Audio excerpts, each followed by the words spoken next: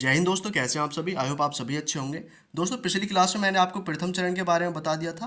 प्रथम चरण जो था आंदोलन का, वो आपका कवर हो चुका है। तो आज हम क्या करने वाले हैं, आज हम बात करने वाले हैं जो आपका द्वितीय चरण था उसके बारे में। ठीक है, द्वितीय चरण के बारे में आज हम बात करेंगे। जितनी भी चीज़ें द्वितीय चरण में इंपॉर्टेंट है। भारतीय राष्ट्रीय आंदोलन, देखिए आप सभी को पता है कि 3 चरणों में कंप्लीट हुआ था। पहला आंदोलन का टाइम पीरियड मैंने जब आपको पहले बताया था, तभी आपको याद हो जाना चाहिए था। ठीक है, जिसका टाइम पीरियड देखिए अगर मैं यहाँ पर लिख दूँ, देखिए आपको वो चीज़ ज़रूर पता होनी चाहिए। टाइम पीरियड बहुत इंपॉर्टेंट है। 1885 से लेकर के, ये पहले का बता रहा हूँ मैं, ये आपका 1905 तक रहा था भाई। ठीक है, 1885 से 1905 तक ये आपका पहला जो चरण था वो रहा था।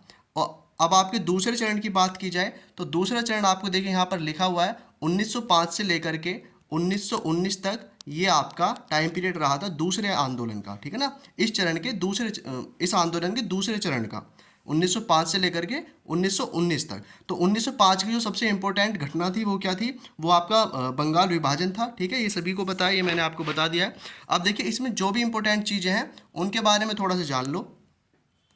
यहाँ पर क्या है, इस आंदोलन में क्या हुआ था, एक तरफ उदारवादी लोग थे तो दूसरी ओर क्या थे, क्रांतिकारी लोग थे। ठीक है, तो इस आंदोलन में, यानी कि ये जो आंदोलन का दूसरा चरण था, इस समय भारत में जितने भी क्रांतिकारी लोग हुए थे उनका मतलब कि वो एक्टिव हो चुके थे बहुत ज़्यादा भारत में। ठीक है, तो यहाँ पर क्या हुआ था, दूसरे आंदोलन के जो चरण है, दूसरा चरण, इसमें क्रांतिकारी नेता भी आगे आ चुके थे। लेकिन प्रथम में क्या थे, ज़्यादा उदारवादी नेता थे। लेकिन दूसरे में क्या थे, क्रांतिकारी नेताओं का आगमन हो चुका था। क्रांतिकारी लोग कहने लगे थे कि आसानी से भारत को आज़ाद नहीं किया जा सकता, आसानी से अपनी बातें नहीं मनवाई जा सकती, हमें हिंसा करनी पड़ेगी। ठीक है, तो यहाँ पर क्या है कि ये जो दल थे, दो तरीके के दल हो चुके थे। एक तरफ क्रांतिकारी थे तो एक तरफ क्या थे, उदारवादी। उदारवादी देखिए, उग्रवादी नहीं है, उदारवादी, इसको ठीक कर लेंगे। तो उदारवादी का मतलब वही है कि एप्लीकेशन द्वारा अपनी बातें मनवाते थे। और क्रांतिकारी क्या थे, ये हिंसक प्रेमी थे, हिंसा करके ही अपना काम निकलवाते थे।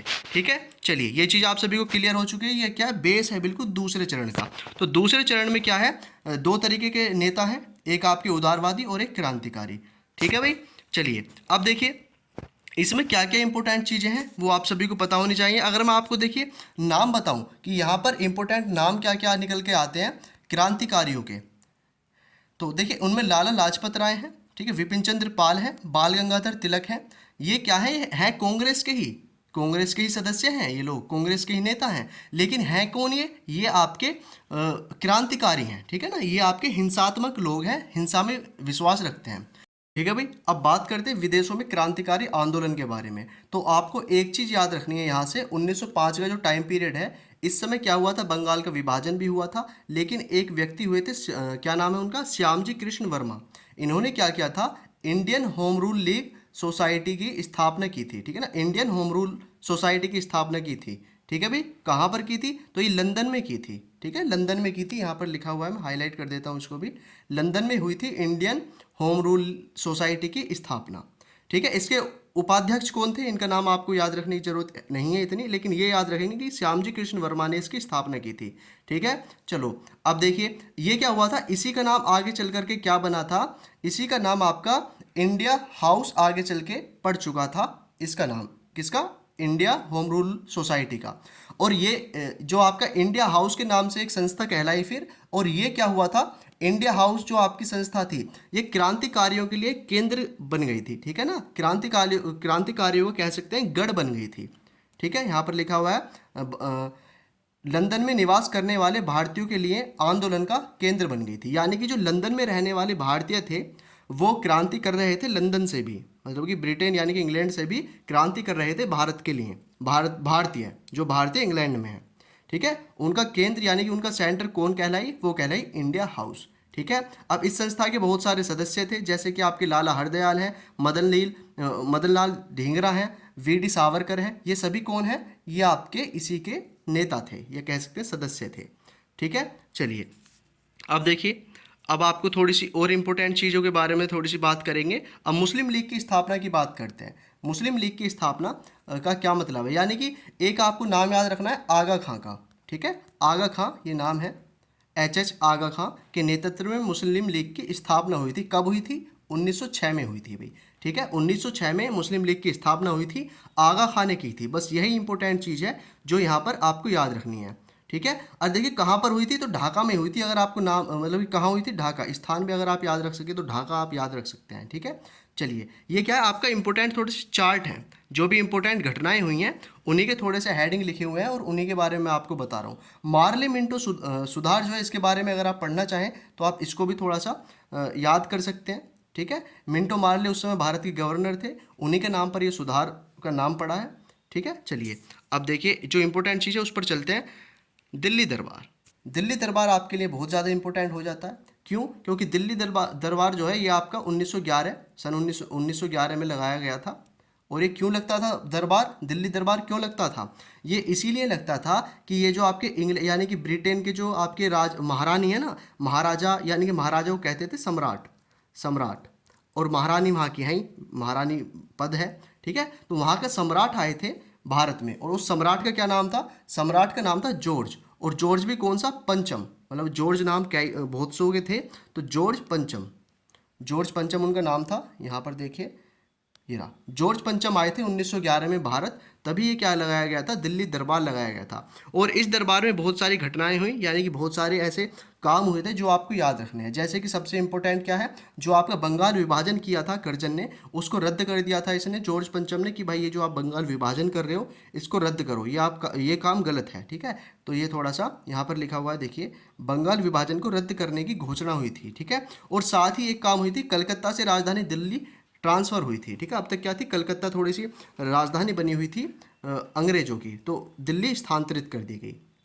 ठीक है, चलिए अब देखिए, अब एक और काम निकल के आता है, एक घटना और आती है निकल करके, कामागाटा मारू प्रकरण या फिर कामागाटा मारू घटना। अब ये थी क्या? देखिए आपको एक बात याद होनी चाहिए, जो आपका प्रथम विश्व युद्ध था, ठीक है ना, उस समय के आसपास की ये घटना थी। कामागाटू मारू जो है 1914 का टाइम पीरियड चल रहा है। इसमें क्या कर रहे हैं, बहुत सारे लोग यानी कि भारतीय थे, वो कहाँ पर जाते थे? कनाडा जाते थे। देखिए आज भी जाते हैं बहुत सारे लोग कनाडा से मतलब कि भारत से कनाडा। तो जब ये कनाडा जा रहे थे भारतीय, तो उनको रोक दिया गया, कनाडा में नहीं घुसने दिया गया। ठीक है, और इस समय क्या हो रहा था, प्रथम विश्व युद्ध भी छिड़ चुका था। ठीक है, प्रथम विश्व युद्ध भी छिड़ चुका था, तो इसी वजह से भारतीयों को कनाडा में जाने से यानी कि उनके प्रवेश पर रोक लगा दी गई थी। और बहुत सारे यहाँ पर एक हंगामा हो चुका था, 376 यात्री सवार थे इसमें, ये भी आपको याद होना चाहिए थोड़ा सा। चलिए, तो 18 यात्री इसमें मर चुके थे, 18 यात्री मर चुके थे, जो कि भारतीय ही थे, 18 भारतीय मर चुके थे। और जो शेष बचे थे वो जेल में डाल दिए गए थे, यानी कि एंट्री नहीं दी गई उनको कनाडा में, वो आ ही रहे थे, बीच में ही ये आपका स्टार्ट हो चुका था प्रथम विश्व युद्ध। कांग्रेस अधिवेशन लखनऊ, अब ये क्या है, ये लखनऊ पैक्ट है, बस आपको इतना याद रखना है, जो आपका लखनऊ पैक्ट था, लखनऊ समझौता आप याद रख सकते हैं, लखनऊ पैक्ट या लखनऊ समझौता, ठीक है ना, एक ही बात है। तो ये आपका 1916 में हुआ था, ये ईयर याद रख लेना, ठीक है ना, ये ईयर आप थोड़ा सा याद रख लेंगे, वही काफ़ी है, 1916। ठीक है, इसमें क्या हुआ था, ये कांग्रेस और मुस्लिम लीग, थोड़ा सा आप समझेंगे, कांग्रेस और मुस्लिम लीग अलग अलग चल रहे थे, कांग्रेस अलग थी और आपकी मुस्लिम लीग, एमएल का मतलब मुस्लिम लीग अलग थी, अलग अलग पार्टियां थी। तो कांग्रेस और मुस्लिम लीग का यहाँ पर समझौता हो जाता है, ये दोनों मर्ज हो जाती हैं आपस में, तो यही आपका लखनऊ पैक्ट होता है, 1916 का टाइम पीरियड है। ठीक है, इसके बारे में क्या आपको याद रखनी है, होम रूल लीग की जो स्थापना थी वो आपकी 1916 में ही हुई है। ठीक है, और कहाँ पर हुई है, ये बैलगांव में हुई है होम रूल लीग की स्थापना, बैलगांव एक जगह है। ठीक है, 1916 में हुई है। किसने की है ये नाम आपको याद रखना है, तो बाल गंगाधर तिलक और एनी बेसेंट, ये दो नाम हैं जो आपको याद रखने हैं। ठीक है, चलिए इतना ही काफ़ी है। अब आगे आता है रोलैक्ट एक्ट। अब रोलैक्ट एक्ट इंपॉर्टेंट है, इसके बारे में थोड़ा समझेंगे। 1919 को लागू किया गया था, ठीक है भाई, 1919 को ये आपका रोलैक्ट एक्ट लागू किया गया था 8 मार्च को। इसमें क्या हुआ था, भारत में क्रांतिकारियों के प्रभाव को समाप्त करने के लिए ही ये आपका रोलैक्ट एक्ट को लागू किया गया था। ठीक है, चलिए इसको काला कानून कहा गया भाई, ये याद रखेंगे, काला कानून इसको कहा गया था, यहाँ पर ये लिखा हुआ है, काला कानून के नाम से इसे जाना गया था, रोलैक्ट एक्ट को। ठीक है ना, चलिए 1919 ये नाम आप, ये ईयर आपको याद रखनी है। अब देखिए इसके बाद आपको जलियांवाला बाग हत्याकांड, वेरी वेरी इंपॉर्टेंट ये आपकी घटना थी, जलियांवाला बाग हत्याकांड जो था। इसमें क्या हुआ था, पंजाब का अमृतसर है, ठीक है, उसी में क्या है, जलियांवाला बाग एक स्थान है, वहाँ पर अंग्रेजी सेनाओं ने जो भारतीय कुछ क्या थे, प्रदर्शन कर रहे थे भारतीय लोग। और क्यों कर रहे थे? तो कुछ सेनानी थे हमारे स्वतंत्रता सेनानी, जिनमें से सतपाल किचलू, ठीक है, तो उनका जो अरेस्ट कर लिए गए थे, अंग्रेजों का विरोध कर रहे थे ये कि भाई इनको क्यों अरेस्ट कर लिया गया, इनको छोड़ो। तो भारतीय थे वहाँ पर बहुत सारे, कम से कम हजारों लोग थे जलियांवाला बाग में उस समय, जो भारतीय थे, विरोध कर रहे थे अंग्रेजों का। यहाँ पर क्या हुआ, और ये घटना कब हुई थी? देखिए 13 अप्रैल 1919 को हुई थी। इंपॉर्टेंट ये है डेट, 13 अप्रैल 1919 को यह घटना घटित हुई थी। यहाँ पर एक जर्नल हुआ करता था डायर, उसने बिना किसी को ये कहे कि भाई यहाँ से चले जाओ, यहाँ पर प्रदर्शन मत करो, उसने गोलियां बरसवा दी। कहाँ पर? जलियांवाला बाग में।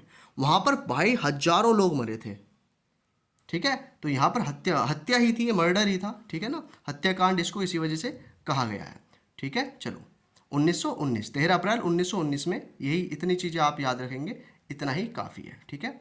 अब देखिए हंटर समिति का गठन हुआ था इसके बाद, हंटर समिति। अब ये हंटर समिति क्या है? तो हंटर समिति अंग्रेजों द्वारा ही बनाई गई थी, हंटर समिति। और ये कब बनाई गई थी? 1919 को बनाई गई थी। ये हत्याकांड हो चुका था, जलियांवाला बाग हत्याकांड, उसी के बाद बनाई गई थी, ठीक है। तो लॉर्ड हंटर था एक, इसी समिति का अध्यक्ष था वो, उसी के नाम पर ही हंटर समिति बनी थी। इसमें क्या हुआ, जलियांवाला बाग के हत्याकांड को लेकर जो उग्र प्रदर्शन हुए थे, यानी कि डायर को जो मारा था हमारे किसने? उधम सिंह ने मार दिया था, ठीक है ना। तो बहुत सारे ऐसे, जलियांवाला बाग जब हत्याकांड हो चुका था तो हमारे देश में बहुत सारे क्रांतिकारी थे, ये आप सभी को पता, भगत सिंह वगैरह बहुत सारे लोग थे। तो उन्होंने बहुत सारे क्या किए, क्रांति कर डाली, यानी कि अंग्रेजों को वो मारने लगे चुन चुन के। तो यहाँ पर उग्र प्रदर्शन जो हुए थे भारतीयों के द्वारा, उन्हीं को दबाने के लिए हंटर समिति का गठन किया गया था, ठीक है। और इसी में क्या हुआ था, देखिए यहाँ पर जो इंपॉर्टेंट लाइन लिखी हुई है एक, इसको मैं हाईलाइट करूँगा थोड़ा सा, इसको आप समझेंगे। इस समिति ने जलियांवाला बाग हत्याकांड के संपूर्ण प्रसारण पर लीपापोती करने का प्रयास किया, ठीक है। तो यहाँ पर क्या हुआ था, जो जलियांवाला बाग हत्याकांड एक, मतलब ये बहुत ही गलत घटना थी अंग्रेजों की, लेकिन अंग्रेजों ने इसे भी ठीक ठहरा दिया, ठीक है। अंग्रेजों ने इसे भी ठीक ठहरा दिया, लेकिन ठीक कैसे ठहराया? अखबारों में ये लोग क्या छपवाने लगे कि ये जो डायर था हमारा, ये क्या था? ब्रिटिश साम्राज्य का रक्षक था, इसी वजह से उसने गोली चलवाई थी। ये चीज़ छपवाने लगे ये अपनी मीडिया में, ये अपने अखबारों में छपवाने लगे ये चीज़ें। तो उसे क्या कहा गया? ब्रिटिश साम्राज्य का रक्षक कहा गया एक तो, और साथ ही ब्रिटिश साम्राज्य का शेर भी कहा गया। ये 2-3 उपाधियाँ उसे दे दी गई थी हंटर समिति के द्वारा। तो तीसरा चरण वेरी वेरी इंपॉर्टेंट है, जो आपका लास्ट का चरण है, उसी में आपके महात्मा गांधी, भगत सिंह, ये सारे क्या है, एक्टिव रहेंगे बहुत अच्छी तरीके से। उनके बारे में थोड़ा सा मैं आपको बताऊं, जो भी इंपॉर्टेंट चीज़ें हैं। और सारे नोट्स आपको देखिए कहाँ मिलेंगे, आपको टेलीग्राम पर सारे नोट्स मिल जाएंगे। Thank you so much. जय हिंद, वंदे मातरम। कोई आपका डाउट है तो आप कमेंट्स में डाल सकते हैं, मैं बाद में आपके रिप्लाई भी कर दूंगा। चलिए, जय हिंद, बाय।